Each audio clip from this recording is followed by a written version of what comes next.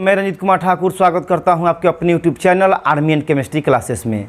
दोस्तों, आज हम लोग एक बहुत ही इंपॉर्टेंट टॉपिक पर चर्चा करेंगे।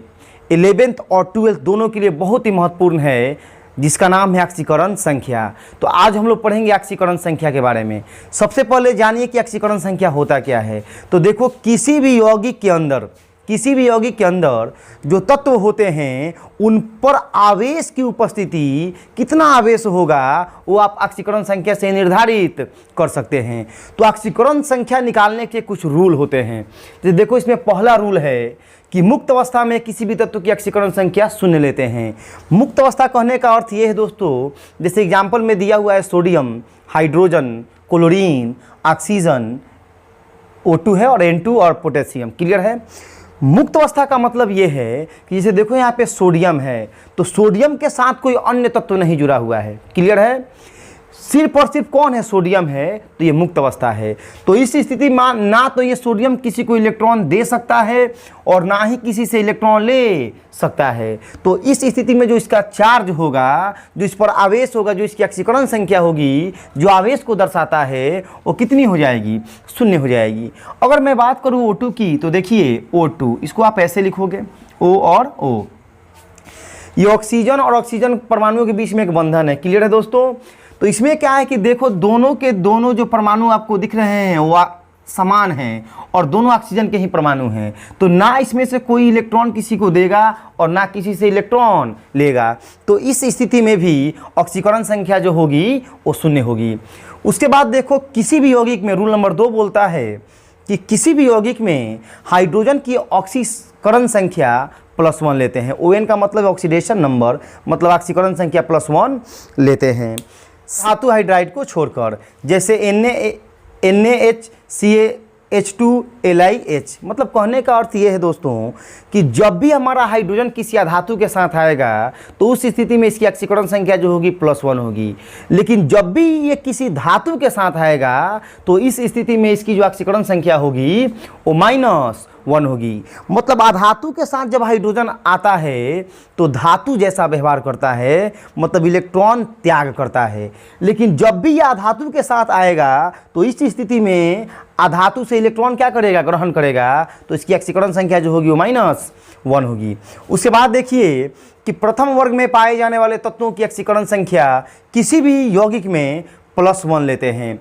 जब भी हमारा प्रथम वर्ग वाला तत्व आएंगे, जैसे lithium, sodium, potassium, rubidium, caesium और फ्रांसियम, आप ले भी सकते हैं या छोड़ भी सकते हैं, क्योंकि फ्रांसियम जो होता है वो रेडियो सक्रिय पदार्थ होता है और इसके बहुत कम यौगिक पाए जाते हैं। तो देखो, इसमें से कोई भी तत्व जब किसी भी यौगिक के अंदर आएगा तो इस स्थिति में आपका जो ऑक्सीकरण संख्या जो लेंगे आप वो +1 लेंगे। क्लियर है दोस्तों। इस रूल को आप देखिए और मेरा ये दावा है दोस्तों कि ऑक्सीकरण संख्या निकालने में आपको कहीं प्रॉब्लम होने वाली नहीं है। उसके बाद देखिए, द्वितीय वर्ग में पाए जाने वाले तत्वों की ऑक्सीकरण संख्या किसी भी यौगिक में +2 लेते हैं।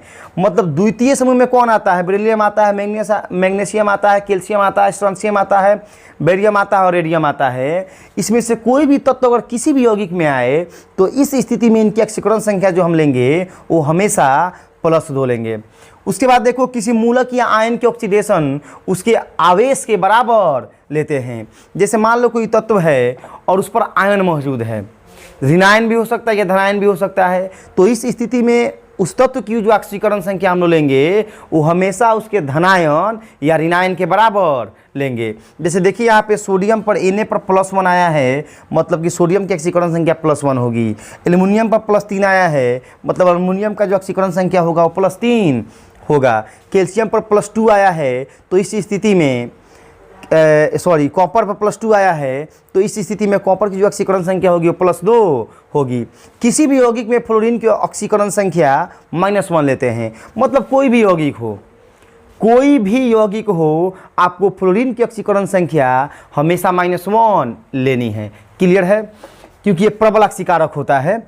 और इसके बाद देखिए रूल नंबर 7, ऑक्सीजन की ऑक्सीकरण संख्या किसी भी यौगिक में -2 लेते हैं। -2 लेते हैं सिर्फ परऑक्साइड को छोड़कर, क्योंकि परऑक्साइड में ऑक्सीजन की ऑक्सीकरण संख्या जो होती है दोस्तों वो -1 होती है। पेरोक्साइड की एग्जांपल कुछ दिए गए हैं, जैसे देखिए H2O2 ये हाइड्रोजन पेरोक्साइड है, ये सोडियम पेरोक्साइड है Na2O2, और ये BaOH मतलब बेरियम पेरोक्साइड है। और पेरोक्साइड में ऑक्सीजन की ऑक्सीकरण संख्या -1 कैसे हो जाता है, इसके बारे में भी हम लोग चर्चा करेंगे। आइए देखते हैं दोस्तों। एक काम कीजिए, आप लोग इस सारे रूल को क्या कीजिए, प्रिंट कर लीजिए, हम लोग आगे बढ़ेंगे। अब आइए हम लोग समझते हैं कि पेरोक्साइड में ऑक्सीजन की ऑक्सीकरण संख्या -1 कैसे होती है। तो दोस्तों ध्यान से देखिएगा, देखो सारा खेल जो है वो संरचना का है। जैसे देखिए यहाँ पे मैं H2O2 को ऐसे डायग्राम बनाऊंगा, इसका संरचना जो होगा वो इस प्रकार से होगा। क्लियर है, क्योंकि ऑक्सीजन 2 बॉन्ड बनाता है, तो ऑक्सीजन की 2 संयोजकता पूजनी चाहिए। देखिए एक बंधन इधर और एक बंधन इधर। इस ऑक्सीजन की अगर मैं बात करूं तो यहाँ पे भी 2 बंधन है, एक इधर और एक इधर। और हाइड्रोजन हमारा एक बंधन बनाता है, तो यहाँ भी हाइड्रोजन का एक ही बंधन है और यहाँ भी एक ही बंधन है। अब देखिए आवेश का जो डिस्ट्रीब्यूशन होता है दोस्तों परमाणु के ऊपर, जैसे मान लीजिए यहाँ पे हाइड्रोजन है और ये ऑक्सीजन है, तो हाइड्रोजन जो होता है वो अधिक विद्युत धनात्मक होता है ऑक्सीजन की तुलना में। मतलब मेरे कहने का अर्थ ये है कि इस स्थिति में इस पर प्लस चढ़ जाएगा तो इस पर क्या आएगा, माइनस आएगा। कितना आएगा, तो देखो इस ऑक्सीजन और इस हाइड्रोजन के बीच में कितना बंधन है, तो एक बंधन है, तो इस पर +1 आएगा और इस पर -1 आएगा। क्लियर है। अगर मैं इस हाइड्रोजन और इस ऑक्सीजन की बात करूं तो यहाँ पे भी देखो, यहाँ पे प्लस आएगा और इस पर क्या आएगा, -1 आएगा। क्लियर है। लेकिन इस ऑक्सीजन के चलते इस ऑक्सीजन पर कितना चार्ज आएगा, या इस ऑक्सीजन परमाणु के चलते इस ऑक्सीजन पर कितना चार्ज आएगा दोस्तों, तो इसके लिए 0 और क्या, इसके लिए इस पर भी 0 और इस पर भी 0, क्योंकि समान परमाणुओं के बीच में इलेक्ट्रॉन का आदान प्रदान नहीं होता है, तो ये भी 0 और ये भी 0। तो इस स्थिति में देखो यहाँ पे ऑक्सीजन की ऑक्सीकरण संख्या जो आपको दिख, और दोस्तों यही चीज़ देखो इस ऑक्सीजन के साथ भी है, इस पर भी कितना आया है, सिर्फ और सिर्फ -1 आया है। तो इसीलिए पेरोक्साइड में ऑक्सीजन की ऑक्सीकरण संख्या हमेशा कितनी हो जाती है, -1 हो जाती है। ये भी स्ट्रक्चर सेम इसी प्रकार से है। देखिए यहाँ पे NaOO और फिर Na, इस पर +1, इस पर -1, इस पर -1, इस पर +1 आएगा। ऑक्सीजन के चलते इस ऑक्सीजन पर 0 और इसके लिए इस पर क्या आएगा, 0 आएगा। इस स्थिति में देखो यहाँ पे भी ऑक्सीजन की ऑक्सीकरण संख्या जो होगी वो -1 होगी। इस पर इसको थोड़ा देखिए, इसकी संरचना कुछ इस प्रकार से होती है, इसका स्ट्रक्चर जो होगा इस प्रकार से होगा, क्योंकि हमारा बेरियम जो है वो भी 2 बंधन बनाता है, तो एक बंधन इस ऑक्सीजन के साथ और एक बंधन इस ऑक्सीजन के साथ, और हमारा ऑक्सीजन भी 2 बंधन बनाता है। तो देखिए इस ऑक्सीजन की अगर मैं बात करूं तो यहाँ पे एक बंधन और यहाँ पे भी एक बंधन, और इस ऑक्सीजन की बात करूं तो यहाँ पे एक बंधन और यहाँ पे एक बंधन। यहाँ पे देखो इसके चलते इस पर क्या आएगा, -1 आएगा, क्योंकि एक ही बंधन है। इस पर +1 आएगा, इसके चलते इस पर -1 आएगा, इस पर क्या आएगा, +1 आएगा। तो इस स्थिति में देखो इस बेरियम की ऑक्सीकरण संख्या जो होगी वो +1 और +1 कितनी हो जाएगी, +2 हो जाएगी। लेकिन ऑक्सीजन की ऑक्सीकरण संख्या इस पर -1 और -1, इसके चलते इस पर क्या आएगा, 0, और इस पर भी क्या आएगा, 0। तो इस स्थिति में यहाँ पे ऑक्सीजन की ऑक्सीकरण संख्या जो होगी प्रत्येक परमाणु की कितनी होगी, -1 होगी। क्लियर है दोस्तों। तो किसी भी यौगिक में ऑक्सीजन की ऑक्सीकरण संख्या जो होती है वो -2 होती है, सिर्फ पेरोक्साइड को छोड़कर। उसके बाद देखो अगला रूल है, जो अंतिम रूल है, कि किसी भी यौगिक में ऑक्सीकरण संख्या के बीजगणितीय योगफल जो होगा वो 0 के बराबर होगा। इसको लिख लीजिए आप लोग कि किसी भी यौगिक में ऑक्सीकरण संख्या का बीजगणितीय योग जो होता है वो 0 के बराबर लेते हैं। क्लियर है दोस्तों। अब देखिए इस पर बहुत सारे क्वेश्चन हम लोग क्या करेंगे, बनाएंगे। आइए दोस्तों क्वेश्चन सॉल्व करते हैं हम लोग। देखिए दोस्तों यहाँ पे दिया हुआ है क्वेश्चन KMnO4 में आपको Mn का ऑक्सीडेशन नंबर क्या करना है, निकालना है। तो देखो कितनी आसानी से निकाल लेंगे हम लोग ऑक्सीकरण संख्या K।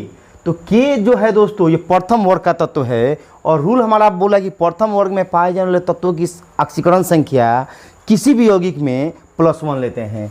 तो K का कितना हो जाएगा, 1, प्लस का साइन देंगे, क्योंकि लास्ट वाला रूल ये बोल रहा है कि यौगिक के ऑक्सीकरण संख्या का योग जो बीजगणितीय योग जो होता है वो 0 के बराबर लेते हैं। मतलब हमको जोड़ना है, योग करना है इसका।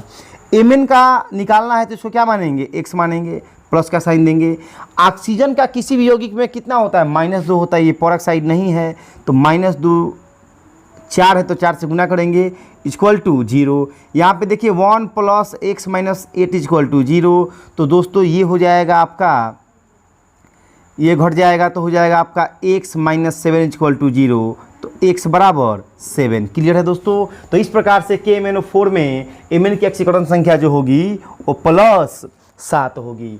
यहाँ पे देखो K2Cr2O7 में, K2Cr2O7 में Cr की ऑक्सीकरण संख्या आपको निकालनी है। तो ध्यान से देखिएगा, K2 पोटेशियम है तो 1 × 2 हो जाएगा, क्योंकि इसकी ऑक्सीकरण संख्या 1 होती है और ये कितना है, 2 है। तो 2 से क्या करेंगे, इसमें गुना करेंगे। यहाँ पे प्लस का साइन देंगे, x मानेंगे, लेकिन देखो यहाँ ध्यान से ये 2 है, कितना है, Cr2 कितना है, 2 है। तो यहाँ पे x ना होकर 2x हो जाएगा। क्लियर है। उसके बाद ऑक्सीजन का होता है -2 × 4 7 इक्वल टू 0। तो ये हो जाएगा 2 + 2x - 14 इक्वल टू 0। ये घट जाएगा तो 2x - 12 इक्वल टू 0। तो ये हो जाएगा दोस्तों x बराबर 12/2 कितना, 6। तो इस प्रकार से Cr2 का कितना आया, +6 आया। यहाँ पे देखिए HNO3 में आपको निकालना है N की ऑक्सीकरण संख्या। तो हाइड्रोजन का हम लोग कितना लेते हैं, हमारा रूल बोल रहा है कि किसी भी यौगिक में हाइड्रोजन की ऑक्सीकरण संख्या जो होती है वो +1 होती है। तो दोस्तों ये हो जाएगा आपका 1 प्लस इसका कितना हो जाएगा, x मानिए, और ये -2 × 3 equal to 0, 1 + x - 6 equal to 0। तो x बराबर कितना हो जाएगा दोस्तों, ये घट जाएगा, ये हो जाएगा आपका 5। क्लियर है। उसके बाद देखो H2SO4 में हाइड्रोजन का 1 × 2 + x + -2 equal to 4 equal to 0। ये हो जाएगा 2 + x - 8 इक्वल टू 0। तो x - 6 इक्वल टू 0। तो x बराबर कितना हो जाएगा, 6 हो जाएगा। क्लियर है। यहाँ पे देखिए इस पर आवेश दिया हुआ है, ये कमाल का क्वेश्चन है, थोड़ा हटके है। तो देखिए Mn का निकालना है तो इसको x मानेंगे, प्लस ऑक्सीजन का होता है -2, कितना है, 4। और इसका योग जो हम लेंगे हमेशा आवेश के बराबर लेंगे। जब आवेश होगा तो आवेश के बराबर लेंगे, चाहे वो आवेश धनात्मक हो या ऋणात्मक हो। तो दोस्तों ये -1 है तो -1 के बराबर लेंगे। तो x - 8 - 1, x बराबर हो जाएगा आपका, ये घट जाएगा इधर 7। क्लियर है दोस्तों। उसके बाद देखिए OF2 में फ्लोरीन का ऑक्सीजन का ऑक्सीकरण संख्या आपको क्या करनी है,